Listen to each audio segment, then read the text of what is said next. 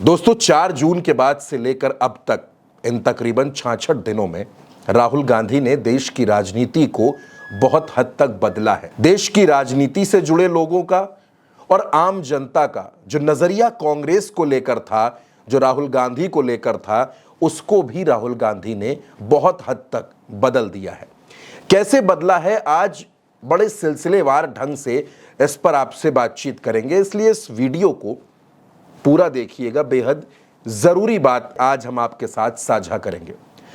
दोस्तों आप याद कीजिए, इस देश में पिछले 10 सालों में 2014 से लेकर 2024 तक नरेंद्र मोदी लगातार प्रधानमंत्री रहे, मौजूदा वक्त में भी प्रधानमंत्री हैं, लेकिन 10 सालों में जो बहुमत भाजपा के पास था, जिस प्रचंड बहुमत के साथ नरेंद्र मोदी और अमित शाह अपनी सरकार चला रहे थे, उनके उस विजय रथ को 2024 में उसकी रफ्तार को थामने का काम इंडिया गठबंधन ने किया। और इंडिया गठबंधन की बुनियाद में राहुल गांधी की बड़ी मेहनत है। लेकिन दोस्तों चुनाव खत्म हुआ, परिणाम आए, कांग्रेस को 99 सीटें मिली, भारतीय जनता पार्टी 240 सीटें जीती, यानी बहुमत से 32 सीटें कम रह गई। नीतीश कुमार, चंद्रबाबू नायडू, चिराग पासवान, जीतन राम मांझी, अनुप्रिया पटेल, जयंत चौधरी और भी बहुत से सहयोगियों को साथ लेकर नरेंद्र मोदी तीसरी बार प्रधानमंत्री बने।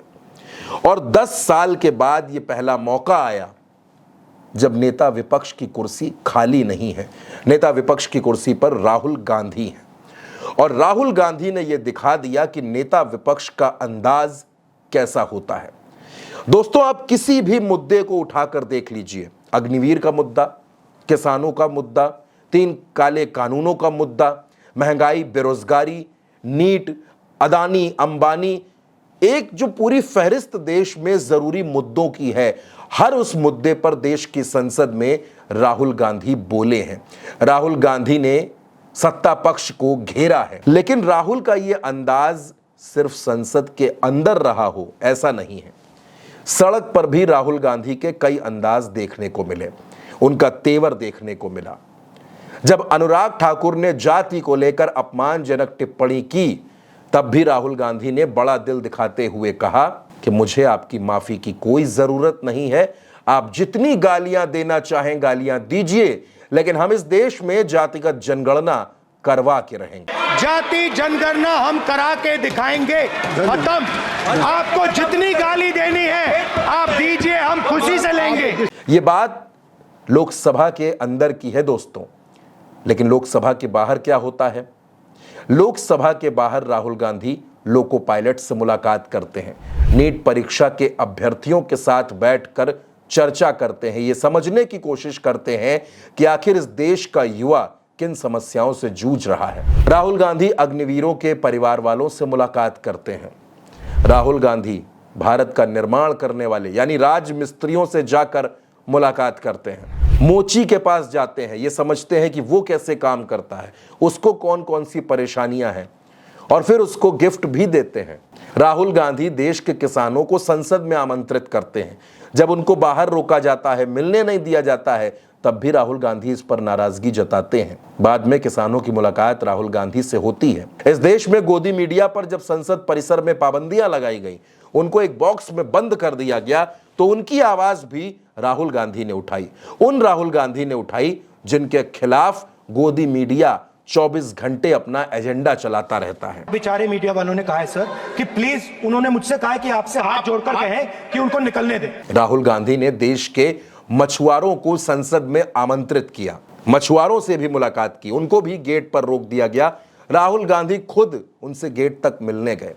इस देश में जो स्वच्छता अभियान चलता है, उसके बड़े बड़े पोस्टर हम और आप देखते हैं, बड़ी बड़ी तस्वीरों के साथ देखते हैं, लेकिन वो स्वच्छता अभियान किनके भरोसे चलता है?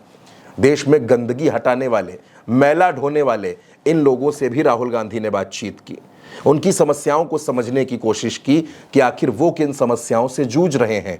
तो उन लोगों ने भी राहुल गांधी के साथ अपनी समस्याएं साझा की। क्या उनकी डेथ कैसे हुई? सेप्टिक टैंक में एक लेबर थे जो काम कर रहे थे, उनको बचाने के चक्कर में उनकी डेथ हो गई थी सर। यानी देश में कोई भी तबका हो, कोई भी वर्ग हो, राहुल गांधी उससे मुलाकात कर रहे हैं। राहुल गांधी ये समझने की कोशिश कर रहे हैं कि आखिर देश में किस किस तरह की समस्याएं हैं और लोग उनसे कैसे जूझ रहे हैं। जब बात समस्याओं की होती है दोस्तों, तो फिर जिक्र मणिपुर का भी बेहद जरूरी होता है। राहुल गांधी मणिपुर गए, वहां के लोगों का दर्द बांटा, उनकी समस्याओं को समझने की कोशिश की। हालांकि देश के प्रधानमंत्री को यह वक्त आज तक नहीं मिला, लेकिन नेता विपक्ष राहुल गांधी मणिपुर हुआ है, और एक बार नहीं कई बार हुआ है। उत्तर प्रदेश के हाथरस में जब भगदड़ मची, सैकड़ों लोगों की जान चली गई, तब भी देश के प्रधानमंत्री के पास वक्त नहीं था, लेकिन नेता विपक्ष राहुल गांधी उन पीड़ितों से मिलने भी गए, जमीन पर बैठकर उनकी बात सुनी, उनके साथ संवाद किया। वायनाड, जहां से राहुल गांधी 2019 में चुनाव जीते थे, 2024 में भी चुनाव जीते, 2024 में उन्होंने इस्तीफा दे दिया और अब वायनाड में उपचुनाव होना है और प्रियंका गांधी वहां चुनाव लड़ेंगी। वायनाड में जब लैंडस्लाइड हुआ, 300 से ज्यादा जानें चली गईं, तब भी देश के प्रधानमंत्री को यह फुर्सत नहीं मिली कि वो वायनाड जाकर लोगों से उनके दर्द बांट लें, उनके आंसू पोंछ लें। लेकिन राहुल और प्रियंका दोनों वायनाड पहुंचे। यानी दोस्तों, इस देश में जहां कहीं भी कुछ भी हो रहा है, राहुल गांधी हर उस जगह पहुंच रहे हैं। राहुल गांधी हर एक की समस्या उठा रहे हैं। मेडिकल इंश्योरेंस पर, लाइफ इंश्योरेंस पर जो 18% की जीएसटी है, उसको हटाने के लिए भी राहुल गांधी ने देश की संसद के बाहर प्रदर्शन किया। राहुल जातिगत जनगणना की भी मांग कर रहे हैं, अग्निवीरों का भी मुद्दा उठा रहे हैं। एक नेता विपक्ष को कैसा होना चाहिए?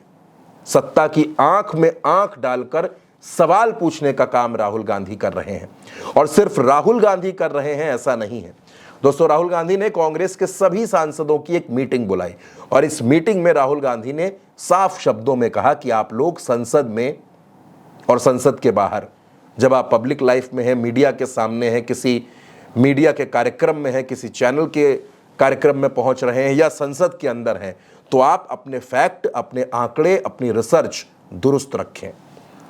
आप सांसद हैं, आपकी जिम्मेदारी जनता के प्रति जवाबदेही की है। जनता के बीच भी जाइए, उनकी समस्याओं को सुनिए और फिर उस समस्या का हल कैसे निकले, इस पर काम करिए।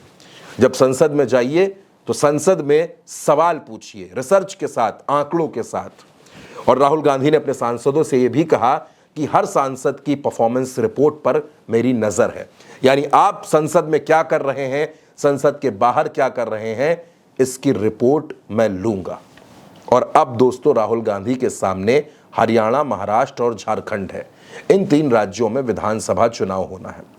राहुल गांधी की जो इमेज बनाने की कोशिश बीजेपी की आईटी सेल और देश की गोदी मीडिया ने की, इतने लंबे वक्त से वो कोशिश चल रही है, लेकिन वो कोशिश कामयाब नहीं हो पाई।